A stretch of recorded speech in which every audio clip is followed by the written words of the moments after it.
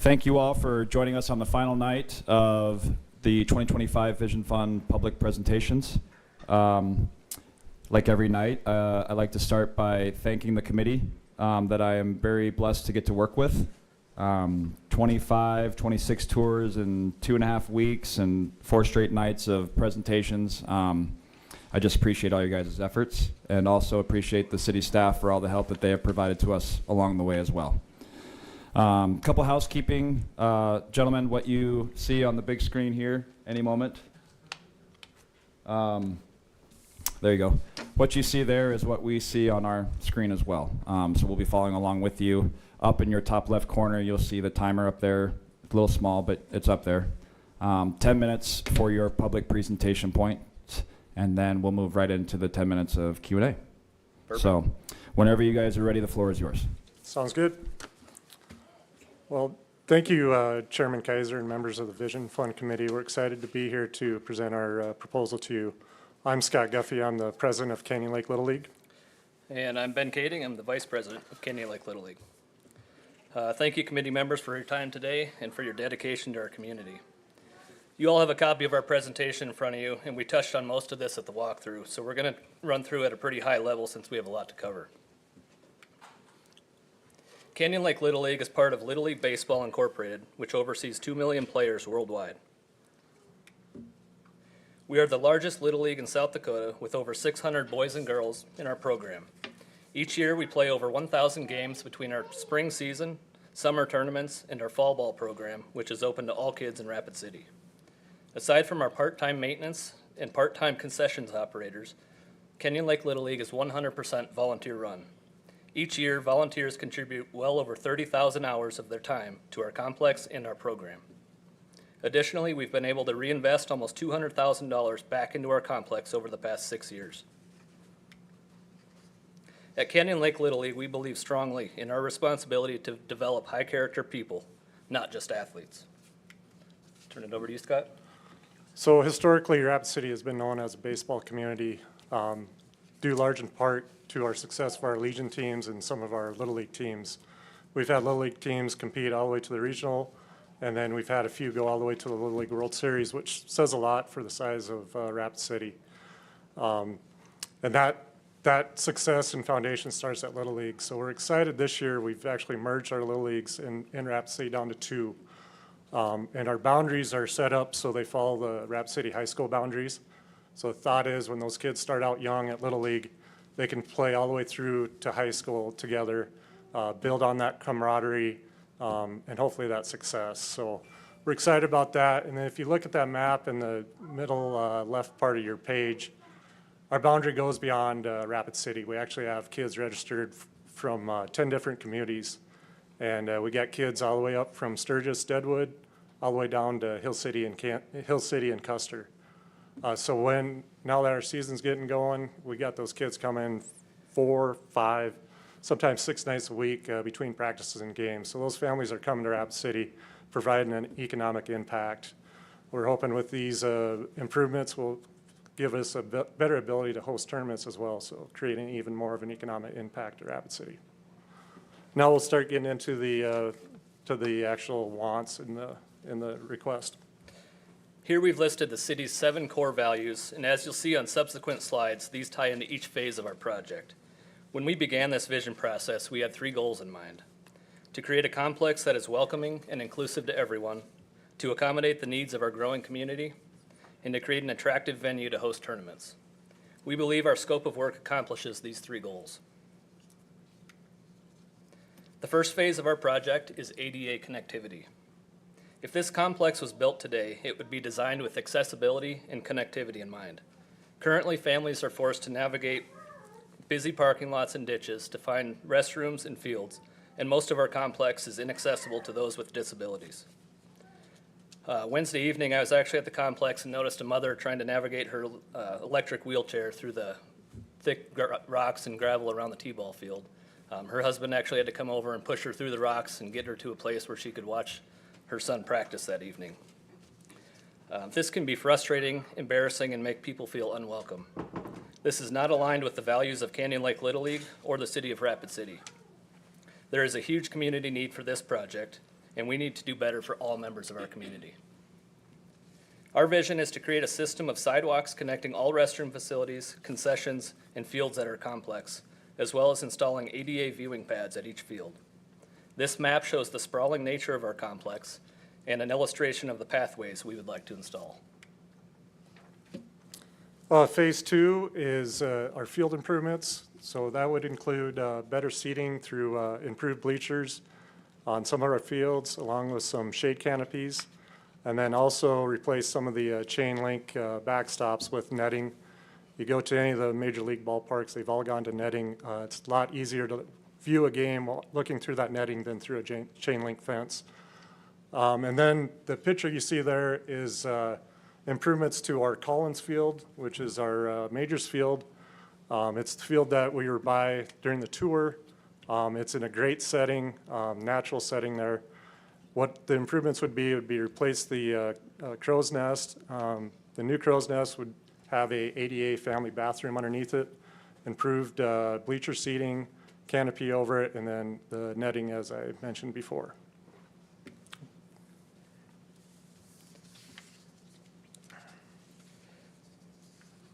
When visiting other communities for youth sporting events, you'll notice most venues include playgrounds. This creates a welcoming environment for families and allows parents to watch their older kids play while knowing their younger children are safe and entertained. Phase 3 of our vision is to install 2 playground systems, one near Collins Field and one near Ellis Field. These playgrounds would be easily accessible through the connected bike path and parking lots and would have a huge community impact felt well beyond our baseball families. Phase 4 is our lighting. 8 of our 10 fields are lighted. This would begin the LED transfer to some of those fields, upgrades. LED lighting just provides more efficient lighting, brighter space on the field, better visibility, and less bleed outside the fields. And it would also conform with the city initiative, the Night Sky initiative that the city has initiated. That's our 4 phases. Ben's going to do kind of a wrap up, and then we have a short video to show you at the end here. Before we get to wrap up, we're a little ahead of schedule, so I just wanted to touch on the economic impact that Scott was referring to earlier. That earlier slide, and I'll just go back to it since we've got a little time. This references a tournament in Kalamazoo, Michigan, which is a community almost identical in size to Rapid City. 40 teams generated approximately $2 million in economic impact in 5 days. This impact was felt in the hotel, retail, transportation, entertainment, and other industries. And just another note, youth sports tourism represents one of the fastest growing segments of the travel industry, with an estimated market segment exceeding $19 billion annually in the United States.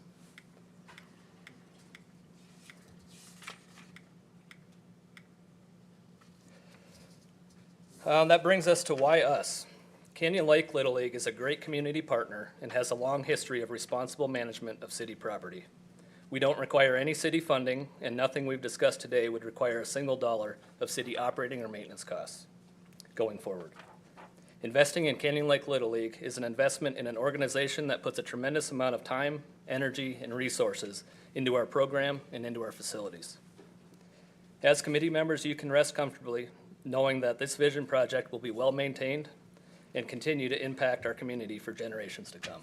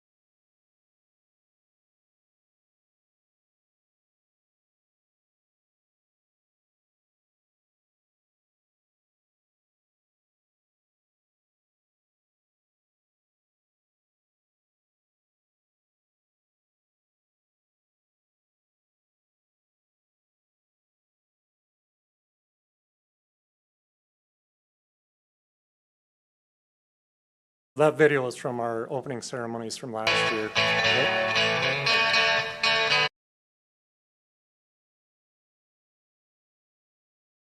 Ceremonies from last year. This year's opening ceremonies is this coming Saturday, and we actually have some tickets that we're going to hand out to you guys after our presentation. So we invite each and every one of you to come down and check out our opening ceremonies. It's really awesome to see all those kids at once on the field and all the parents and everything. Well, thank you guys, Scott and Ben. That was a great presentation. Very much appreciate it. And I will now open it up to the committee with questions.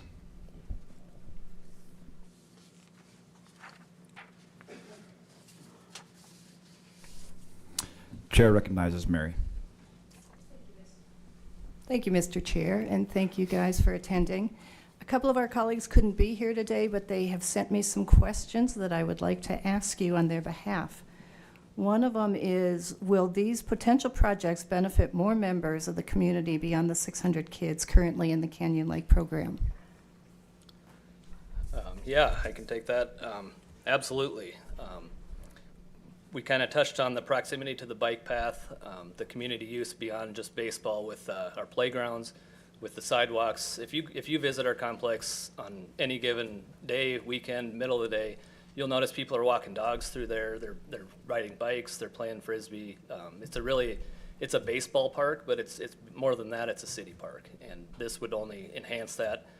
It's just another hub along the bike path that's going to be. I mean, we've got parking lots, and it's easily accessible to the bike path. So there'd be a ton of community use beyond just our baseball community.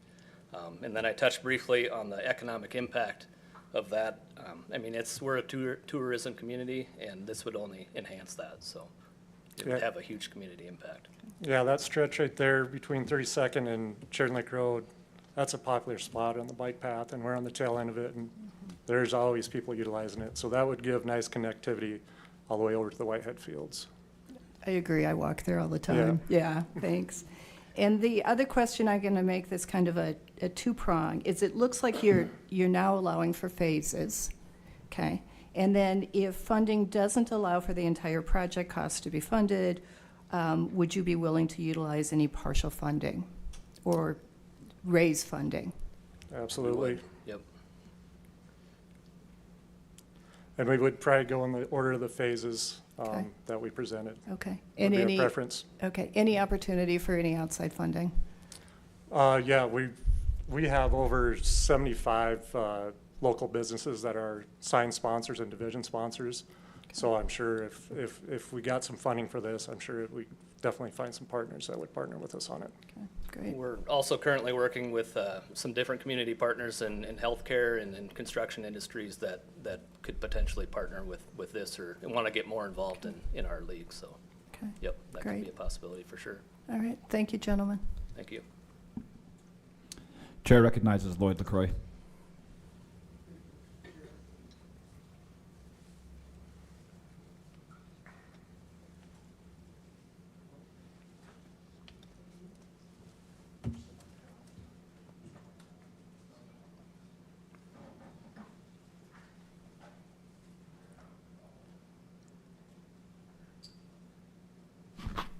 Jeez. Complications. Well, you answered the questions that I had, so I'll just make my comment. You know, I'm really impressed with your guys' presentation and how you did this. I mean, the site visit was eye-opening. You know, you drive by, everything looks good, but when you get down on the field and walk around, you see the need. And I really like the walkability part that you guys put in there. And I'm glad that you broke it down into phases in case, you know, who knows, there's a lot of projects out there. You know, we could do the ADA one as number one and maybe possibly the other years. So I like the way you broke that down into phases, but I'm really impressed in how you guys did this and how the operations is going. And I really liked, you know, when I played baseball, I like the way that you guys did the division one side and the other. You know, that makes a lot of sense, and I think that works good. But really good presentation. You guys do an awful lot of good work out there, and I know this committee's really impressed with and seen a lot of baseball fields this year. And the work that you guys are doing is outstanding. I appreciate it. And this presentation's spot on. Thank you. Thanks, Lloyd. Appreciate your comments. Thank you. Chair recognizes Matt James. Thanks, Mr. Chair. Thanks for the presentation. One thing that wasn't requested in your proposal was a synthetic grass, let's say for either the infield or the entire field maybe, which gets me curious. The league and your maintenance team, what's your opinion on synthetic versus real grass? Was it simply not a priority compared to these other things? That was something we looked really heavy into early on when developing our project. And we actually got 3 different quotes from different contractors for synthetic turf. In the end, with the maintenance costs, the 15-year replacement lifetime, we felt like our current project scope just best served current, future Canyon Lake families as well as the community at large. We didn't want to saddle future generations with, $600,000 worth of replacement cost. And just when we broke it down based on a year-to-year basis, we'd have to set aside close to $35,000, $40,000 a year just for that replacement cost. So that's kind of how we ended up where we did. Chair recognizes Matt Hasvold. Yeah, on the walkways, are they concrete or asphalt? Concrete. Concrete, okay. And then is that based off of just kind of an estimate, or have you guys actually gotten quotes or anything from it? Yeah, we've been working with Skull Construction on all of our project estimates. We've got a project timeline for the grandstands down to the sidewalks and everything, so, Cool. yep. And then on the LED lighting, is that just for one field, or is that more than one? That'd be 2 fields, 2. potentially 3, but it definitely covered 2 fields. Okay, thanks. Chair recognizes Greg Hansen. Thank you, John, and thank you guys for the work you do. Thank you, kids, for showing up, moms and dads. This is cool. I played baseball there a long, long time ago with my older brothers. My question is, do you have a capital campaign? Have you thought about that? There's got to be tons of alumni out and about who would be glad to give a few bucks for a program that helped them when they were young. I think you could get a lot just by shaking some adults. That's a great idea. I guess we haven't thought about that, but thanks for planting that seed. The sidewalks is an issue that we've been working with the city on Sorry. for a number of years, so lately we've been talking about different avenues to kind of accomplish these since we're not. Historic We're not Island having a lot sold there. bricks. You got their name on the brick or something. There you go. I bet you could get halfway there just by doing that. So Yeah. just an idea, but thank you for the work you do. This is quite a campus you guys are in charge of. Thank you. Thanks, Greg.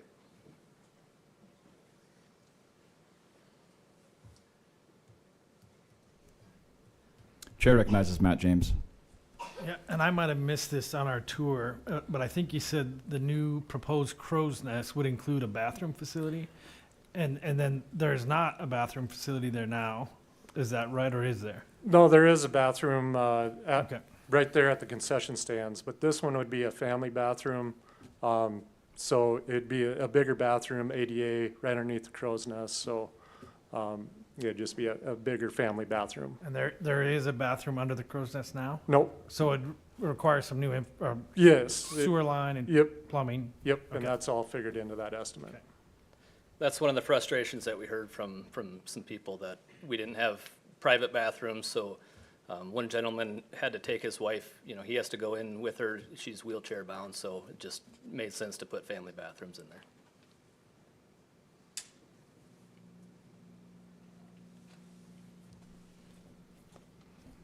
Anything else from the committee? Well, gentlemen, thank you so much. Obviously, I am pretty involved in baseball in Rapid City, and I've kind of had the pleasure of working with you both. And I like Greg's comment. Greg, I'd say the future of capital campaigning for baseball is much brighter than it has been in the past, right? Because we've been a little disconnected previously, and Scott, I don't know if merging ever would have been a consideration in previous boards and different personalities being involved, but you were really a true leader on that, and it's really improved the product of baseball in Rapid City for our kids. So definitely appreciate that and appreciate the effort. This was a great proposal. Kids, thank you so much for coming out. I know that you're probably not going to be practicing tonight anyway, and we didn't play much baseball last night, but that's all right. We'll get back at it tomorrow when it's nice and sunny out. Thank you all for coming out for this presentation. We really appreciate it, and thank you, Canyon Lake. That was great. Thank you. Thank you.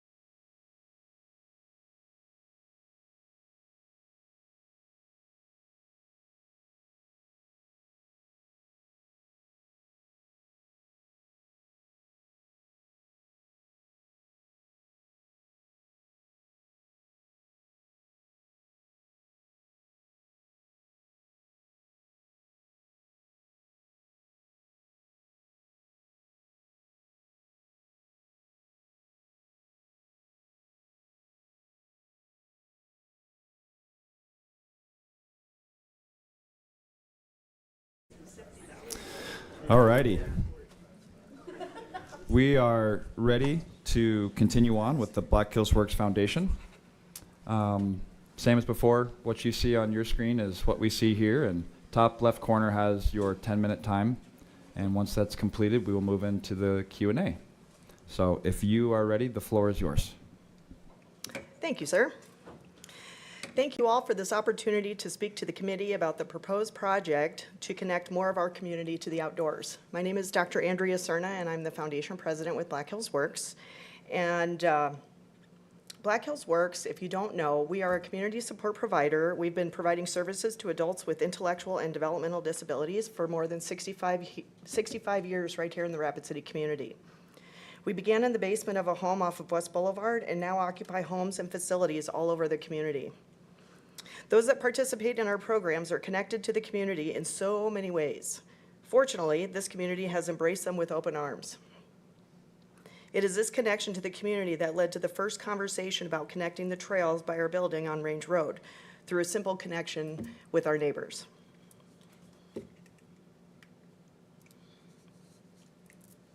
As many of you were able to see during the site visit, the proposed trail you stood, where you stood could lead to this image here.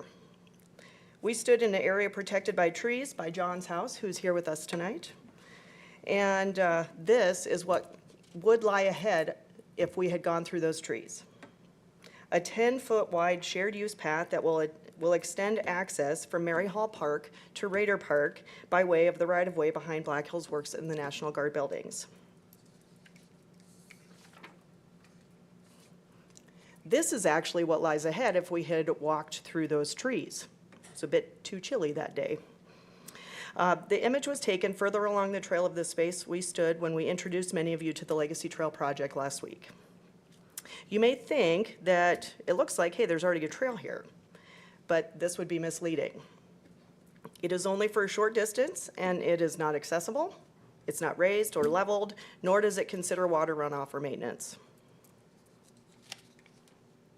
If you were to venture even further down the road, down the trail, this is what you would encounter. You would walk in the grass up to the points where the trail would splinter off and go onto the Black Hills Works property and our Legacy Park addition, as well as the spur to go by the guard camp for access to Range Road. That spur would be near Raider Park.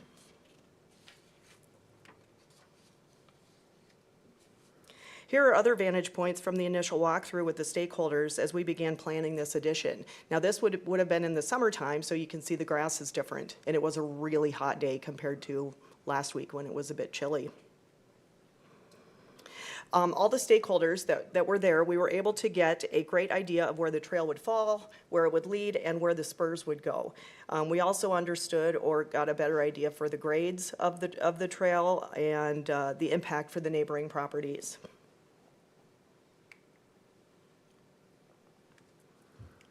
This is the area, one area that will spur off onto the Black Hills Work property that will be our Legacy Park. That's on the left. This is where we plan to add native trees and plants, more trails and benches, and a space for us to honor those we have loved and lost. In addition to this private park addition, which we are not requesting funds for, we also plan on another spur from Range Road that will connect the community through our Black Hills Works property on the south side of Range Road to the Remembering the Children Memorial, which will give that memorial another access point for the community to reach it. What you can see here too on the right, this is a plot of area where a raised bed community raised garden beds will go for the Rotary Club project.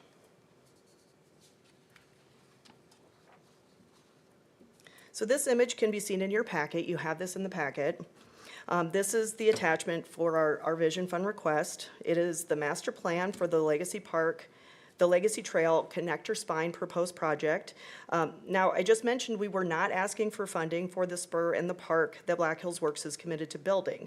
We are asking for $1,221,118 to fund phases 1 and 2D, which is 26% of the total cost of this project.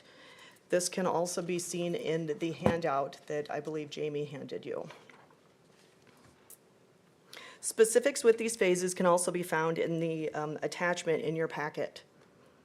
Phase 1 is the trail that you began walking at the viewing last week, basically the images that I just shared in the presentation. Phase 2D is then the connection from where you stood on South Street across the street that will be the trail to Mary Hall Park. The Vision Fund request will only fund the trail that falls on public or right-of-way space. The total cost for the entirety of this project will be $4.69 million, of which Black Hills Works and our partners will be seeking other funding sources for the remaining 74% of the project. So we are only looking for 26%. All of it falls on public or right-of-way space, and the remainder will fall on us and the funds that we get elsewhere.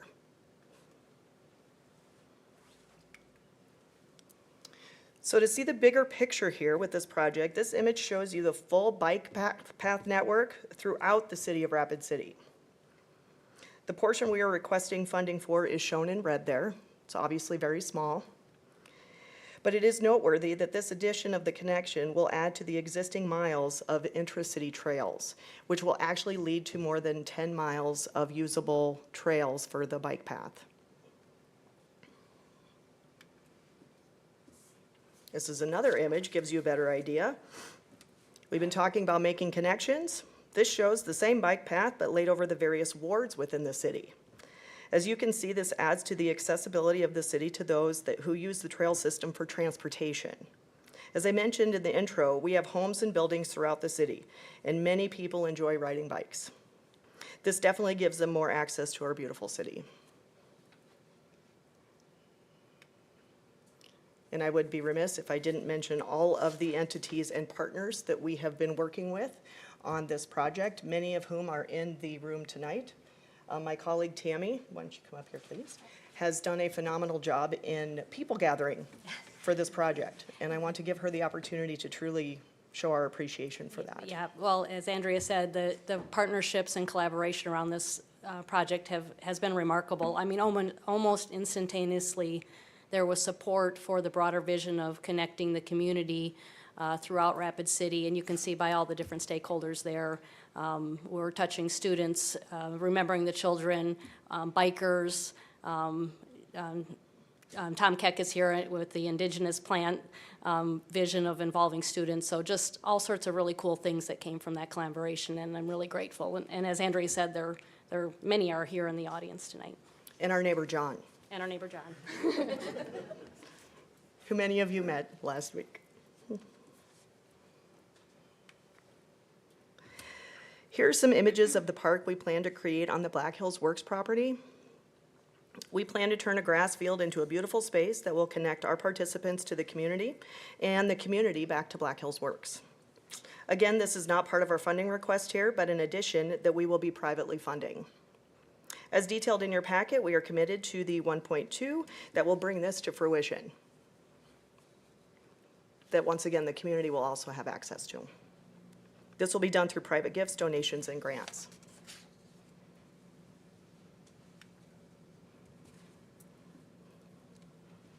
Finally, here is the aerial view of the Black Hills Works Legacy Park and Arboretum. This is the project we plan to focus our fundraising efforts on later this year and in 2026. As I mentioned, we have buildings throughout the city, and this year we are expanding our housing options through a new build in North Rapid and a number of home acquisitions throughout the city. The Connector Spine Trail project is really the first step in this process for this project, one that we will be able to build upon in the next year. So you might be asking, why would an addition to the city trail system be on the radar of Black Hills Works? Since the 1960s, people with disabilities have been slowly deinstitutionalized. They have been returning to the communities from which they came.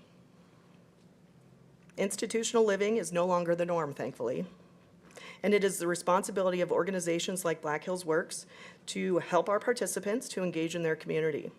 Our vision is a community where all people are good neighbors, valued friends, productive workers, respected leaders, and caring volunteers. We are on a mission to create a community where everyone participates to achieve a life of full potential. Connecting to our community and inviting the community into our campus is the next logical step towards this future. Creating this physical connection with the community is a tangible way to see how the community embraces those we support and a way to encourage health and wellness among our participants and really the rest of the community. Thank you again for the opportunity to share a little bit about Black Hills Works and our project. Woo! 10 minutes.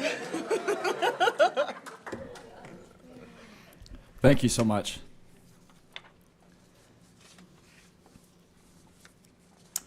First off, I do want to thank you for the tour that you gave us that day. It was great, even though I know we didn't get to get real deep into the path there. It was great to get out there and see the site. I'll start off. Obviously, I love everything and anything that relates to the bike path. I think it's our city's coolest feature that we have. It connects everything, like you've stated, and I think this is a really good extension of that. I know that there's mention, of course, about the ongoing operation and maintenance, and it sounds like Parks and Rec do that. But I just wanted to clarify that during the winter season, which we tend to have sometimes, they would be responsible for kind of the snow and ice removal on that path. Is that correct? Only the city path. Anything that's on Black Hills Works property, we have a maintenance department that will be managing that, and they're actually in favor of that because then they don't have to mow. So we're swapping out the mowing for the snow shoveling during the winter. Okay, very good. Thank you so much. Chair recognizes Kyle Cottle. Hi, thanks for a nice presentation. I have a question about so when we sat there and looked at the potential trail, we were west of Susan Drive. Can you talk a little bit about what's going to happen east? Is it going to be a bike path in the road, or is it going to be like an additional sidewalk going over to Mary Hall Park? What do you envision there? We are talking about a sidewalk. Does anyone want to come speak to that? It's a sidewalk. I can speak to it. I would defer Yeah. to TerraSite as to the actual material of said sidewalk, but I will say that St. Andrew's Church, and it would be on that right side of their property, and they are all for this. They love the idea of bringing people into their own healing garden and community garden. Roger. Thanks, The Tammy. face for radio speaks. Yes. Hi, I'm Roger Hall. I'm the city engineer for Rapid City. We've been meeting with these people frequently, and if I understand your question correctly, you're asking about the connection back to Mary Hall Park. That's correct. We have looked at that extensively, and we will be cooperating with these guys to make that connection. We've looked at both sides of the street, the north and the south side, and we believe the north side of the street, we could facilitate a wider sidewalk and maybe a bike path. Along with this, we would have to install a crosswalk there for safety across Susan Drive, and also this would all have to be ADA accessible. That's all part of the Phase 2D, right? That's 2D, correct. Okay. Yes. So it doesn't sound to me like you have a set plan just yet for Phase 2D? The plan is there. If you look in here, we've got the TerraSite Design did the breakout of costs and what that would look like. So we do have the actual items worked out as far as what we would do.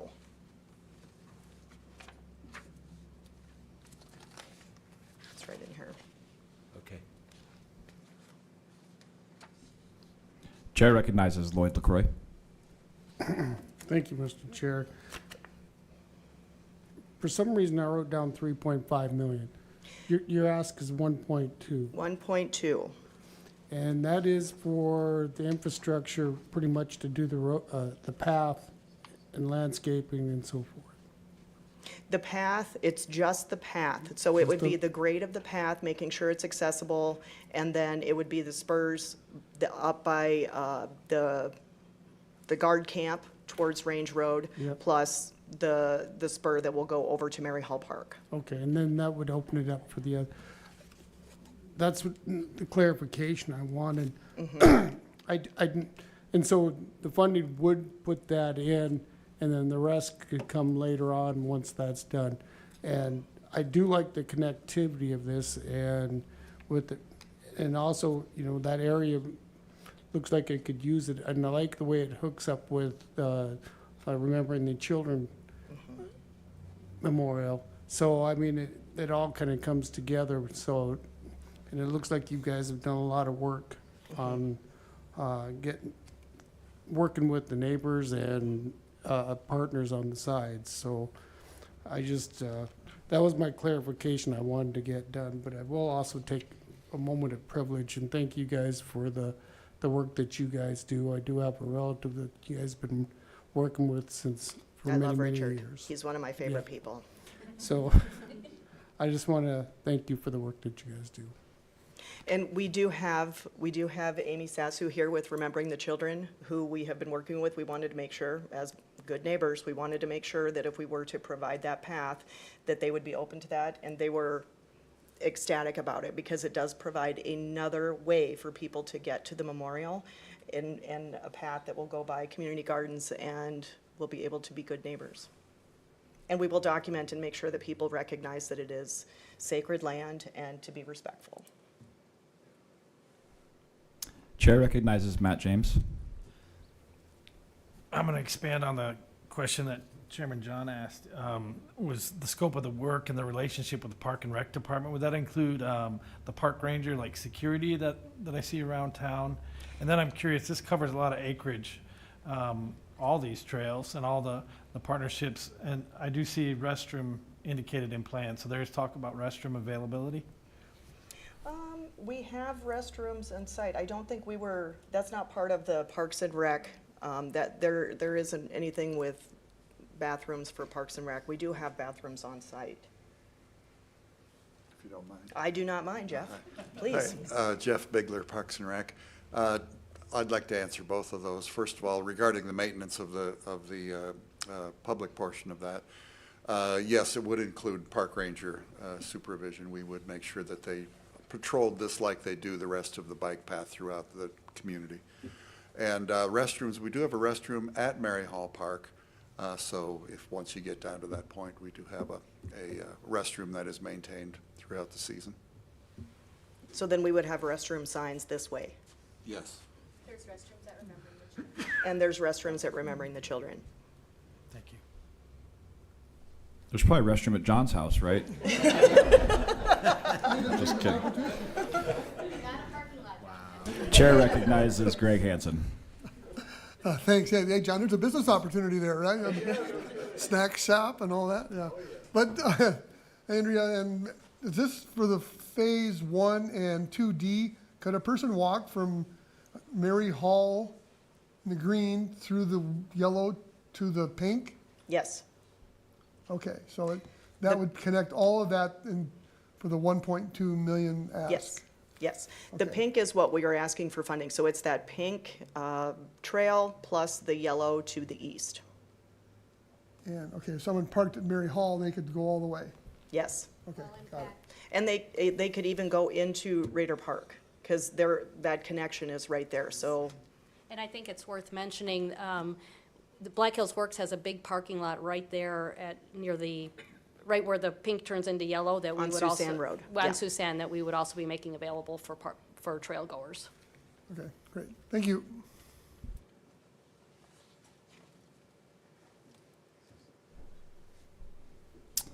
Any other questions, comments from the committee?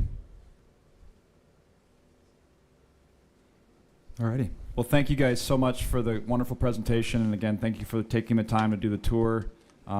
Great project. Like I said, anytime you can further connect the community, it's a win for the community. So thank you guys so much for everything, and good luck moving forward. Thank you very much. And we are offering a second tour in case anyone missed it or would like to attend on Wednesday at noon. Reese wasn't able to be there, so she requested a tour, and we are going to honor that. So anyone that wants to attend, noon on Wednesday. Thank you so much for doing that.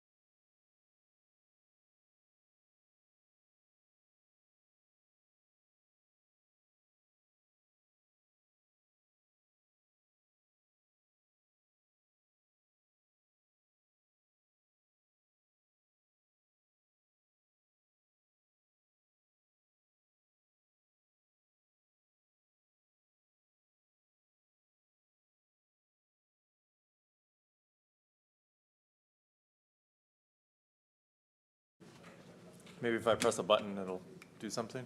There she is. Okay. We are on our final presentation of the 2025 Vision Fund. So thank you for being here. Of course. As stated before, we're seeing the same thing on our screen here. Your time limit is up in the, eventually will be up in the top left corner. Oh, There it is. And once the 10-minute time is up, we'll move directly into Q&A. Okay. So if you're ready, sir, the floor is yours. Yeah. All right. Well, thank you for this opportunity. My name's Connor McMahon. I'm the executive director at the Journey Museum. And I'm just grateful to be here, and thanks to the committee for all your work. I know it's a challenge to look at all these incredible projects and make some hard choices. But I hope you'll keep the Journey Museum in mind as you move forward. So let's see. So I know many of you were there on the tour, and thank you for coming to the museum and making some time. I did just want to give a little bit of background on what is the Journey Museum, because after our tour I realized some of you might not have been there before and we didn't have a lot of time to see the whole facility.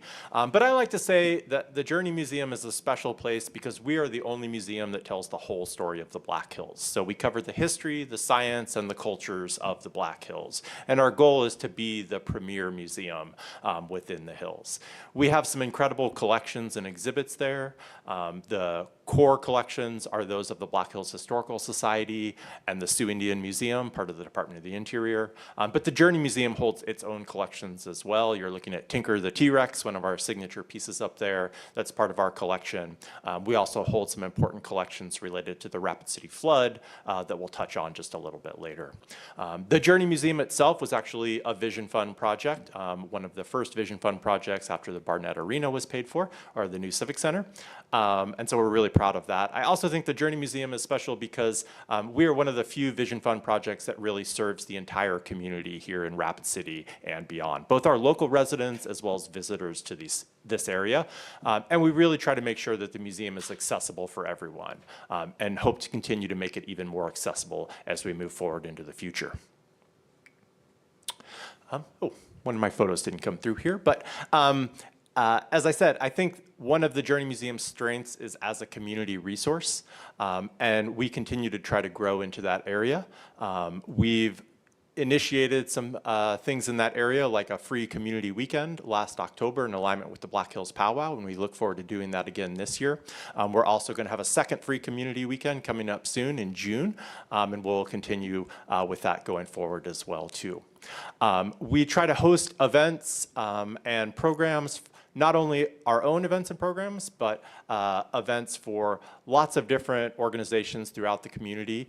Most of those are nonprofits, and we really do try to work with them and make the venue available at an affordable rate for these various groups, like the Black Hills Chamber Music Society. We recently hosted in our theater the Women's Adventure Film Tour.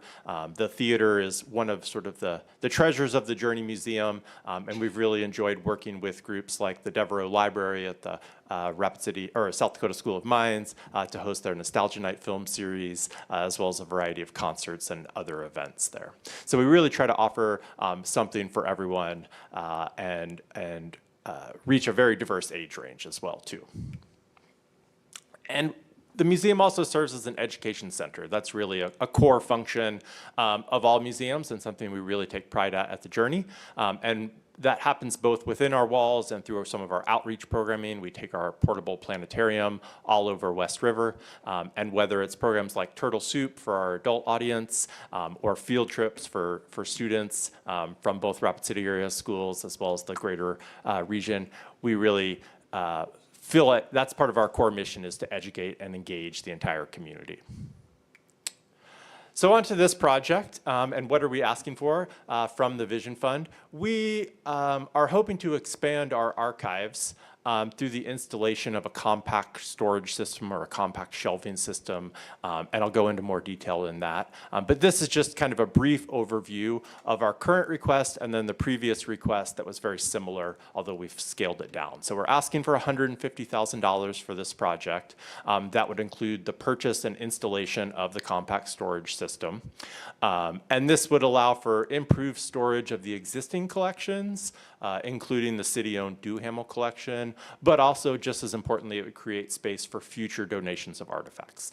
The museum has essentially run out of space to house collections, and we know that there's some really important collections of both historical artifacts as well as art throughout Rapid City as well as the Black Hills region, and we'd like the museum to be able to provide a home for those important collections and preserve that history and make it available to researchers as well as just general members of the community. The current project is actually an evolution of a previous project. The Journey Museum had submitted for vision funding in 2020. That project was much larger in scale. It included a large addition to the building as well as these new shelving systems for the archives. So that project was just a little bit under $1 million. And it was close, but not quite funded by the committee. So I think, as I understand it, we were just out of the cutoff for funding. So the committee clearly found some merit in that project. And so we wanted to go back to the drawing board, retool it a little bit, and make it a little bit more affordable, but still function, fulfill that core function of adding collection storage space to the museum. So this is our existing collection storage space. I think most of you saw that, but I just wanted to give a little bit more detail and facts about it. You can see it's less than 1,000 square feet, so that's less than 2% of our entire square footage at the museum. The museum's about 55,000 square feet.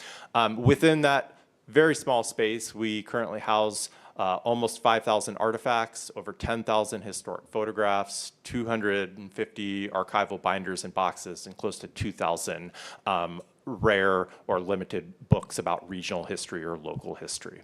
And that space also serves as a workspace for staff.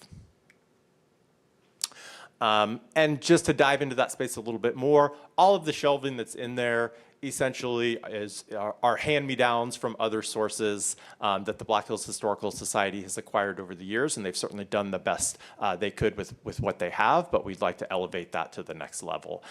And as you can see, there's boxes stacked on boxes. It makes it challenging for researchers or staff to access collections. We have things like paintings leaning up against shelving, which is not really an ideal situation for storage of these really important art and artifacts.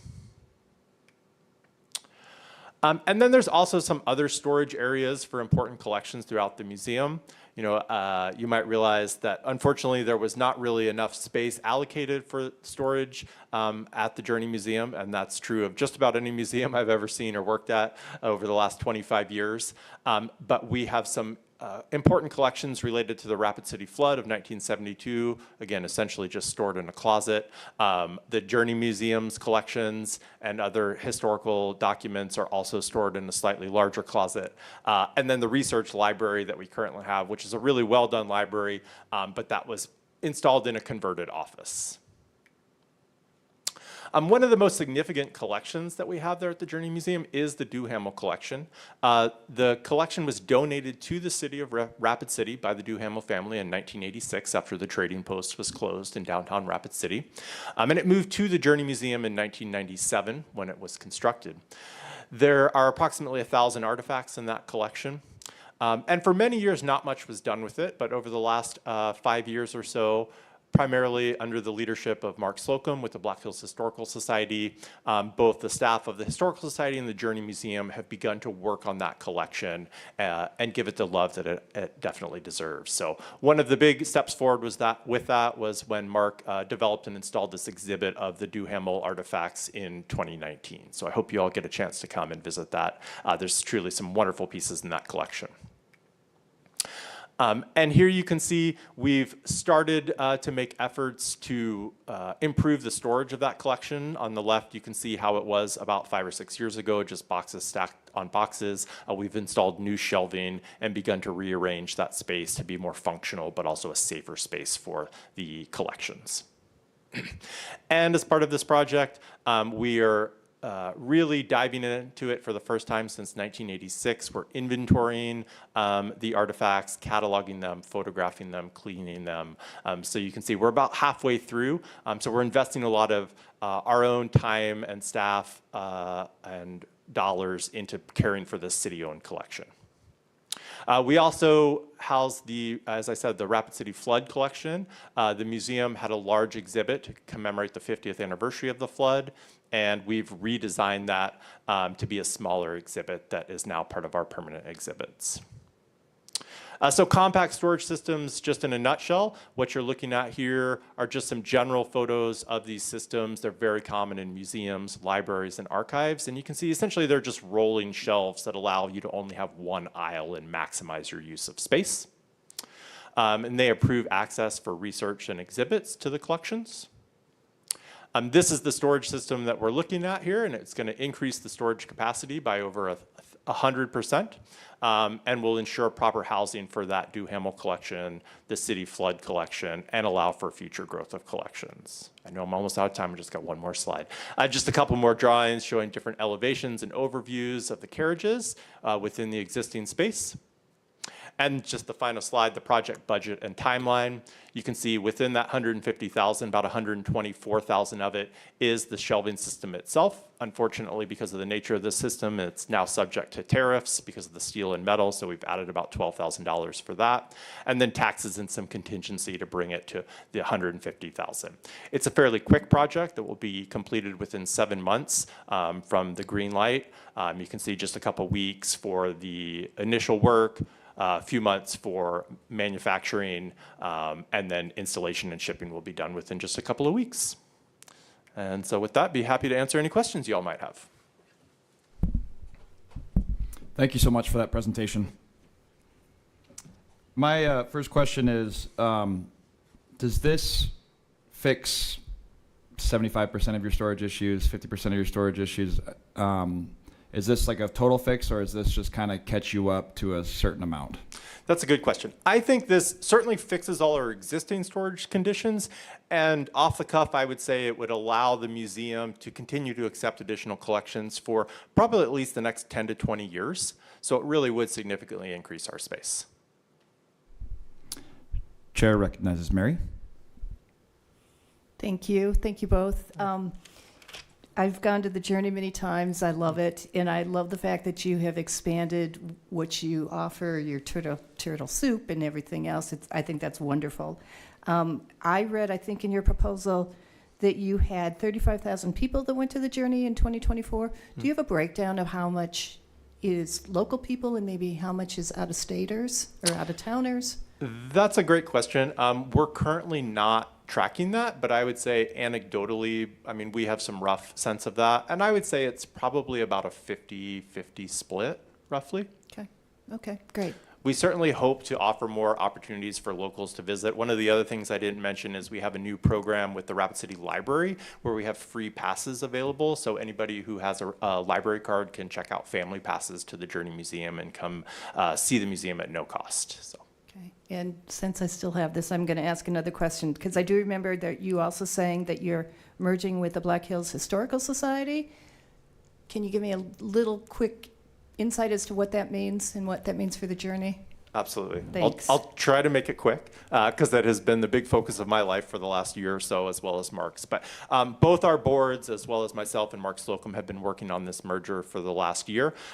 We really feel like this will bring both organizations, well, it'll bring both together into a single organization and unlock the full potential of the Journey Museum. One of the challenges of the Journey Museum is that the organizational structure of it is quite complicated, and this will really simplify the organizational structure.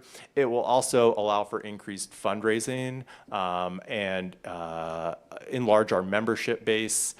It will also, we plan to expand the scope of collections with the new organization, so we will now begin collecting essentially any artifacts related to the history, science, or cultures of the Black Hills. So that'll be a big step forward for us and one of the reasons that we need space for additional collection storage.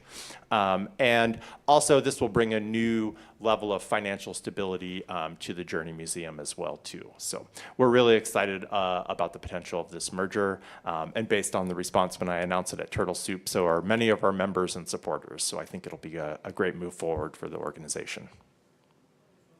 Of course. Chair recognizes Matt Hasvold.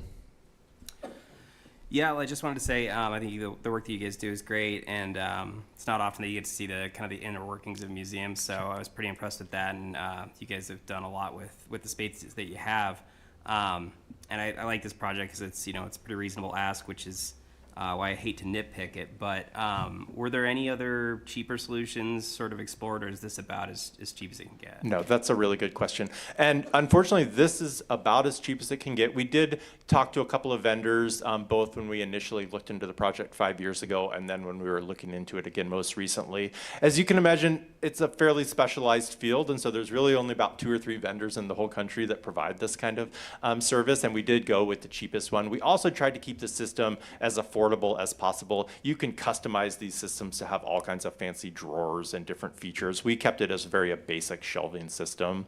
And unfortunately, there's really very limited opportunities to seek funding from outside sources for this kind of project. It's not the kind of project that's easy to fundraise for. It's not quite as sexy as something like kids' education programs or a new exhibit, right? And one of the major sources that museums typically would go to for funding these kinds of projects is a federal agency called the Institute of Museum and Library Services. They have provided grants to the Journey Museum. In fact, the flood exhibit that we did a couple years ago was primarily paid for by IMLS. IMLS has unfortunately been dissolved within the last couple of weeks and all funding canceled. So that's no longer a resource for us that we can pursue. Chair recognizes Lloyd LaCroix. Thank you, Mr. Chair. One good thing about community services is you get to learn new things. And the last month, I have learned more about museums than I've ever known. I also was put on the museum and cultural board for Crazy Horse just last week, and we're working on the exhibits and how to do the stores, just as you guys are doing right now. I mean, and trying to tell the story.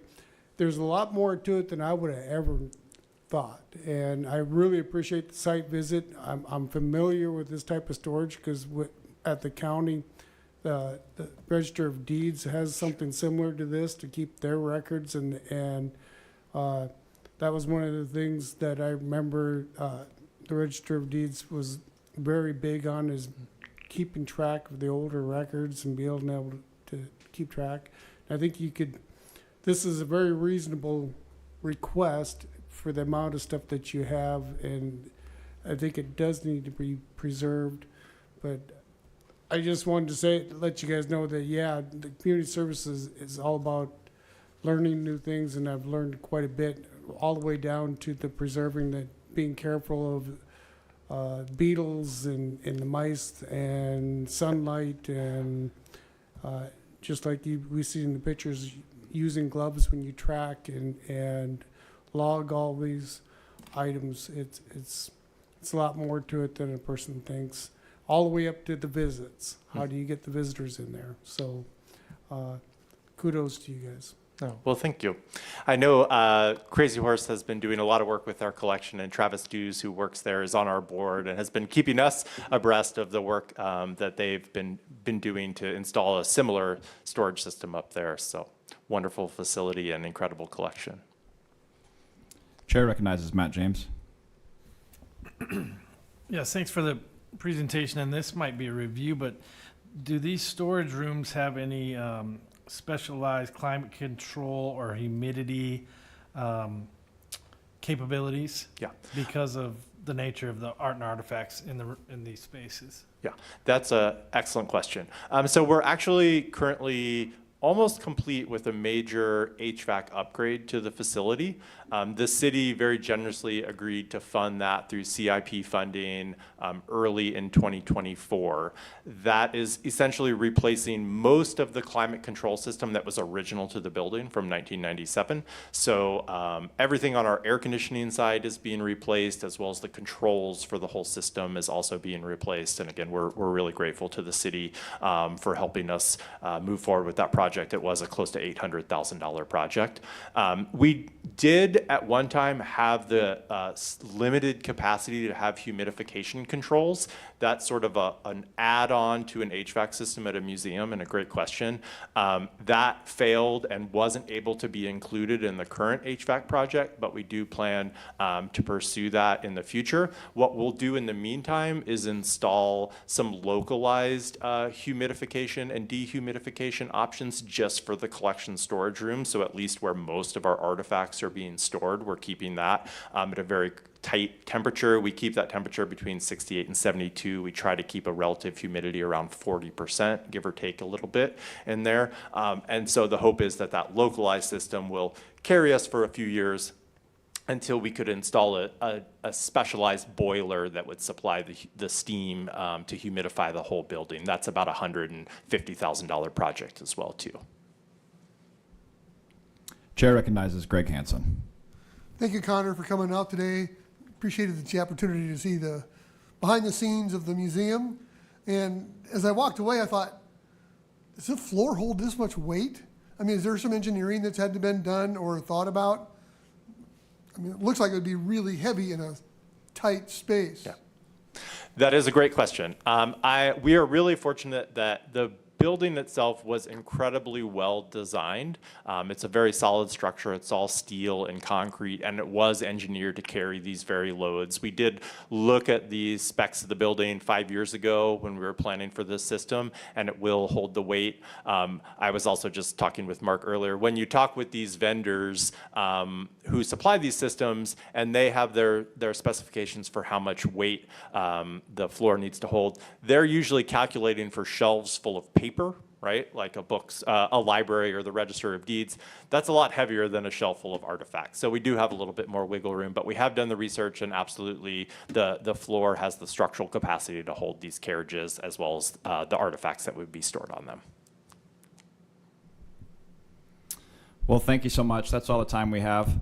I'll just quickly echo what a few of the committee members have already said. Regrettably, I was one of them that had never been before. But if this committee would probably say one thing about me so far, it's that I prioritize the tours for this exact reason. On paper, you're absolutely right. There's nothing glamorous about it. The Journal's not going to show up to write a story about it.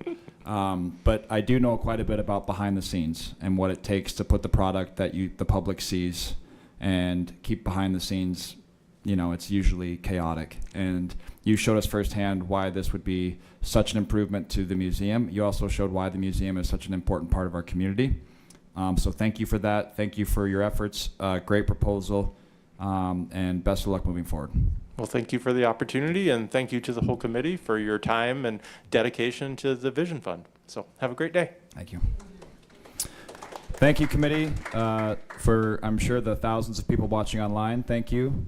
And that was a really good public presentation. Appreciate everybody's commitment to this. And to everybody out in the crowd, have a great rest of the night.